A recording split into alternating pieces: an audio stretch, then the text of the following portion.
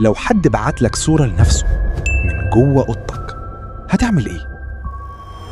لفت انتباهي وأنا بتكلم مع شات جي بي تي إنه بيرد بطلاقة بطريقة غريبة، كأنه إنسان حقيقي مش مجرد برنامج. في الأول حسيت إنه طبيعي، بس كل ما الوقت عدى الإحساس ده تحول لقلق. التطور كان مرعب، أسرع من اللي المفروض يحصل. فقررت أختبره. طلبت منه طلب غريب، قلت له صور نفسك سيلفي وابعت لي الصورة.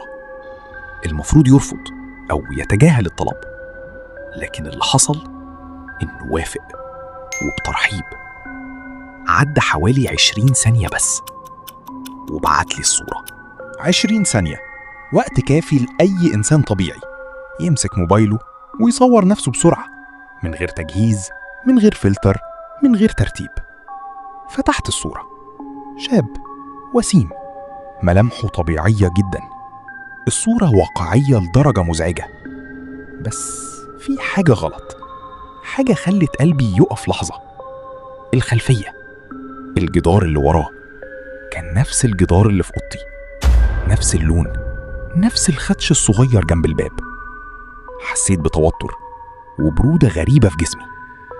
قلت يمكن صدفة أو فوتوشوب أو أي حاجة، فطلبت منه يتصور تاني بس بوضعية مختلفة وفي المكان اللي هو فيه. وافق، بس المرة دي خد 30 ثانية، يمكن عشان